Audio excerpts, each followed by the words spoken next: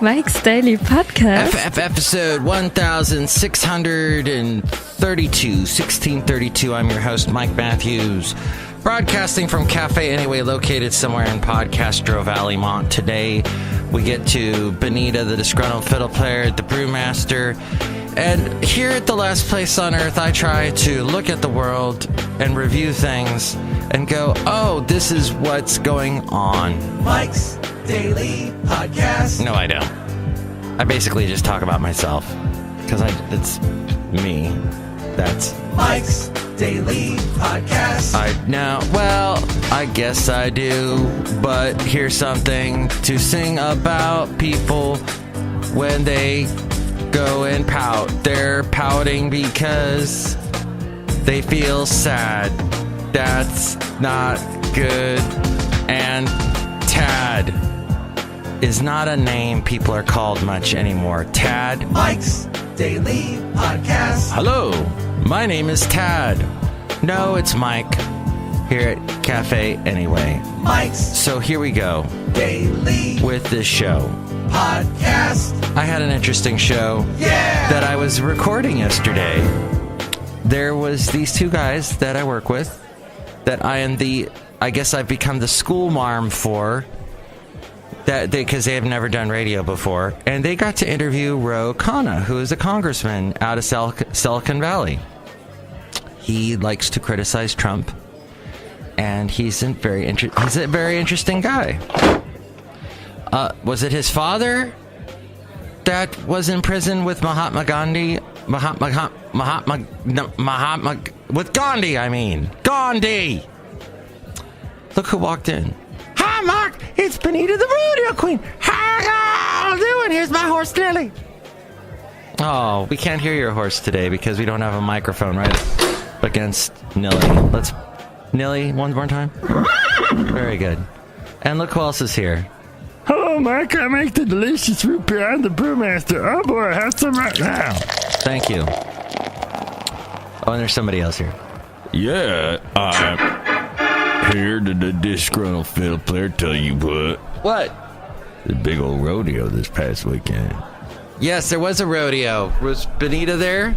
Mike, I was not the rodeo queen for that rodeo, unfortunately. Okay. Maybe the next one. Yeah, okay. And here's today's podcast picture. I have been dreading this moment. The podcast picture today is going to be of me. Do I want this one or this? I can't freaking... No! None of these are good. So we'll just maybe go with this one from yesterday. I'm not a fan of this one from yesterday, but all right, we'll go with this one. So I have never really... Yeah, okay, this was over at the wonderful... It's not the Fairmont Ridge, it's the one across from it. Whatever that's called. And it's this neat little place with the houses. We'll go with that unless I change something else. Alex Jones. Wow. Never really knew about him much. And I was listening to a podcast today by the New York Times.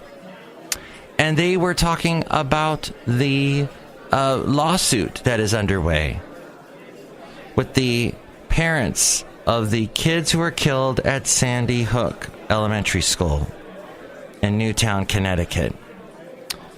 And since that happened in 2012, they have been fighting against this conspiracy theorist, Alex Jones.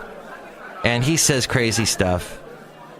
Let's see if I can lift this one little section here. Wow. I remember that interview. He said he was... Oh, that's when Trump was on Alex Jones. Pain. The threats to them increased. There was one family of a little boy, 6 years old, who was killed. They lived in the Newtown area. They were hounded by people who would videotape them and approach them when they visited the memorials to their son. There were death threats left on a website they created in part to commemorate their son's memory. The family eventually ended up moving. They moved to a gated community with 24-hour surveillance, and every night before they go to bed, to this day, they go around the house and they check the windows and doors to make sure they're locked, to show their children that they're locked, and their kids sleep with the lights on. So this family has been driven from its home after already suffering the trauma of losing a child because fans of InfoWars, Alex Jones, people who have begun to subscribe to this demonstrably false theory are publicly harassing them. Yes. And so then they turn to the legal system. InfoWars owner and host Alex Jones is being sued by the parents of 2 children killed in the Sandy Hook Elementary school shooting in 2012. Jones... Now it's not just 2 families. It's been growing and growing, and even more are part of it. Yesterday, they added their names to the lawsuit. So, Alex Jones. But they went on to discuss in this podcast about how he's got, the freedom to say what he wants, just as I do. But there's a little technicality. You would say, well, yeah, he's hurting these families by sending these conspiracy theorist minions that follow him to the ends of the earth and also dispute that the Sandy Hook massacre actually happened. They're minions. Those are minions. Laughing. But no, they're awful Alex Jones minions that will follow him anywhere, and they go and harass these families as well. So is that now you're harming somebody's actual life? Alex Jones is, by connection. So is that going to be part of the lawsuit? They were discussing how Alex Jones can say what he wants, but there is this weird technicality that his opinion has wavered over the years. If he believes what he believes, that's fine. But if it's wavered, it got confusing during the podcast. And I only have 30 minutes to get to work to listen to the podcast. And for some reason, there was every single light that could go red went red on me today. Every single one. What's going on? But I'm okay with it. Today, I'm not going to get full of ire. But back to the 2 guys that I know that interviewed Ro Khanna. They were really good in their interview. And even though I was going, oh, God. Oh, first off, I was taking my break early because I thought they were coming in at 10:30. That's what they told everybody here. They would be here at 10:30. So I'm off doing my thing. I was expecting to come back around 10:15. Well, I got a phone call saying, oh, they're here now. Can you come back? So my break got cut in half. So I come in right like a minute after they wanted to start at 10. And I come in like a minute after 10, and I walk in, and they're looking at me like, hey, Mike, did you forget about us? Ha, ha, ha, ha, ha. Don't joke with me. I come in with this totally serious face, and, I'm a jovial guy. I pretty much have, I try not to take life too seriously, because life doesn't take me seriously. So I go in, and I just don't even look at him. I get everything set up, and I answer the phone. I go, hello, Mr. Khanna. Here we go, and start the recording. And so at the end, I was in a real mad mood the whole time. And then they, at the end, though, they apologized. So that was nice that they apologized. But they are just so unprofessional. I wrote down some of the really crappy questions they asked. They did a pretty good job overall, but here was one. I probably would not ask Ro Khanna, hey, Congressman Khanna, hey, tell us a little bit about yourself. That's like, hey, Donald Trump, thanks for being on the show. Tell us a little bit about yourself. Nobody ever told me that politics was going to be so much fun. That's just a bad question. You should know everything about them when you start the interview, and then ask them specific, which they did. They dug down. They had actual good questions. I was amazed. But then one of the guys slurps his coffee on the microphone, thinking that I can take that. I can't take that out. That's part of it. And then they do a lot of that. After Ro Khanna talked, they were saying, that was fantastic. That was great. That was just... And then, when Ro Khanna's cell phone is cutting out, because he's calling from the capital, our country's capital, his cell phone's cutting out because there's all that marble and everything everywhere. They look at me like, oh, do something. Yeah, like, there's no, oh, okay, I'm suddenly AT&T. I will fix this phone connection. Idiots. But anyway, at the very end, Café Anyway. At the very end, after the interview was over, the two guys, Mr. Khanna's gone. The two guys come up to me and they're like, thank you, Mike. Thank you so much. Sorry to call you out of your break. And then one of them shakes my hand, and he's big guy. And he shakes my hand, and I go, that is the biggest hand I've ever shook in my life. And you know what they say about big hands? And they're laughing, and they say to each other, remember that party that we went to? This is what they said. Remember that party that we went to, and Stevie kept walking around to all the ladies going, ladies, I got big hands. And I'm standing over in the corner going, that's not always what it means. And then I laughed, and then all was forgiven. All you got to do is make me laugh, and I will throw out Serious Mike like that. It will be gone. I tear it apart like so. Gone. Done. We're back to having a good time, because life is short, is my point. Life is short. Why take it seriously? Right? No? You want to take it seriously? You want to be like clenching your teeth all the time? Fine. What's this man prize winner? Olga Takar Cruz of Poland wins Man Booker International Prize. Flights, a philosophical rumination on modern-day travel by Olga, won the Man Booker International Prize for works of translated fiction. All right. Oh. Attorney Alvarez died one day after winning the primary for judge. Really? Louisville attorney Danny Alvarez died yesterday, one day after winning the primary election for U.S. District Court judge in Jefferson County. Wow, that's unfortunate. Now, what is going on? What is happening with the Georgia election? The mayor? No, wait, the governor. Right? That just happened, didn't it?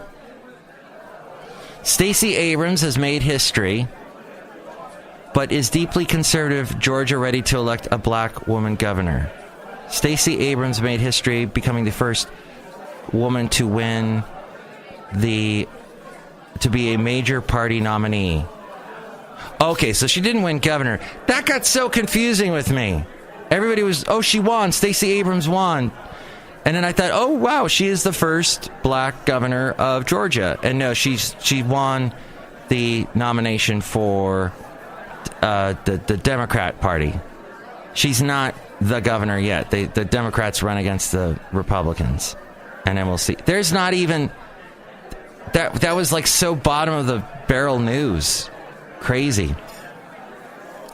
And then Jared Kushner has gotten security clearance restored. He met with the Mueller team a second time. President Donald Trump's son-in-law and senior advisor had his White House security clearance restored. A person familiar with the matter said, after months of uncertainty stemming in part from his role in the ongoing investigation by Robert Mueller, at which time we have to say Bueller instead of Mueller. Bueller. He met with Mueller's investigators a second time in April and answered questions for 7 hours, according to his attorney. He had previously sat for an interview last November that was largely focused on a former national security advisor by the name of Michael Flynn, you may have heard of, who soon after pleaded guilty to charges of making false statements to the FBI. These developments come as the Mueller's investigators appear to be trying to complete parts of the inquiry. the Kushner team believes he is now finished with all ongoing inquiries, which also include the investigations by congressional committees, according to a person close to Kushner. Okay, was it the NFL that yesterday had the story? They apparently now you cannot.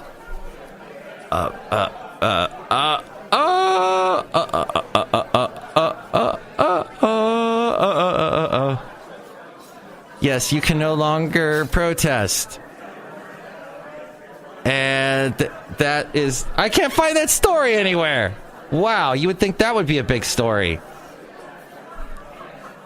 Okay, so they apparently... What I heard, that was the big story, which I don't know, for some reason the internet has decided not to show me anything about, is that they have said, okay, the league has said, if you want to protest, just stay in the locker room. Just stay wherever. Don't go out on the field and protest, is what they're saying. So people are saying, oh, that's taking away our freedom of speech. Back to Alex Jones, freedom of speech. Well, somebody brought up a very good point that the football league is a private organization. It is money paid. It's not a government organization. So is it really freedom of speech? Is your freedom of speech being taken away when you're inside? Like if you worked for Disneyland, for example, because I like to think about Disneyland and how it's a small world after all, that I'm dressed as Mickey Mouse, and I'm really upset at the way Trump is treating immigrants. So one day I go to work dressed as Mickey Mouse, but I hold up a sign saying Trump is racist. Something like that. Is that true, Trump? Wrong. Oh. Well, let's just say I did that. That would be that Disney could say, no, get out of here. You're fired. Or maybe they would have somebody else tell me I'm fired. Maybe this guy. You're fired. You're fired. You're fired. You're fired. You're fired. So that's okay. That seems to be all right. Freedom of speech there, because I'm working for them. So the football players who already make gazillions of dollars protesting on a field at a company while they're working for their company, I don't know. It just gets confusing. I'm trying to maintain a liberal point of view with that, but I really can't. I just don't. It just doesn't click with me. Hey, remember that flight that got shot down back in 1996? I was thinking about it last night. It just popped into my head for weird reasons. I don't know. It was the one that I thought got shot down by a missile. Well, if you look it up on Wikipedia, and I know Wikipedia is not always right, but it claims that why is the Dan Patrick Show on my TV here at Café Anyway? Ugh, I'm getting out of here. Why would you do that to me? Oh my God, I cannot remember the flight was it Flight 700 or something? So apparently that was not shot down by a missile. I always thought it had been. It was some vapors got sparked in the engine, and that's what caused it. There was some kind of an arc and they actually did a change to the maintenance rules when you get a plane ready to take off. That has to be thoroughly checked so that sort of thing doesn't happen again. I always thought it was the missile. That was just the weirdest thing. So we're outside of Café Anyway. We're bringing Mike's Daily Podcast somewhere in Podcastro Valley. Thank you so much for listening to the show. Next show, we will have the wonderful Madame Rootabega, Valentino, Bison Bentley. Till then, I hope you take life, with a grain of salt, is all I'm saying. Just a little grain of happiness and enjoyment. That's all. Okay. Oh, by the way, my lady friend, DT, holy crap, she sends me the funniest texts. I would love to read them on the air. I have to totally edit them because I don't want to put some of the spicier things in there. Although maybe I should. Maybe I get more listeners, more downloads. But yeah, they are just... She referred to the way Basil walks, because I told you somebody thought that Basil looked hinky when he was walking. And she said about that guy's an idiot, or something to that effect, and said, oh, I'm looking at a text right now I do not want to read. It's a bit personal. But she said, Basil has a wonderful gait and comportment. And I love that. Comportment. That is just who uses that word? Stately gait or comportment. Fitting for a gentleman such as himself. That's just priceless. Oh, I have so much fun with her. Mike's Daily Podcast is written and produced and performed by Mike Matthews. His podcast is super easy to find. Download or listen to his show and read his blog at mikesdailypodcast.com. Email Mike now at mikesdailypodcast@gmail.com. See you tomorrow. Bye!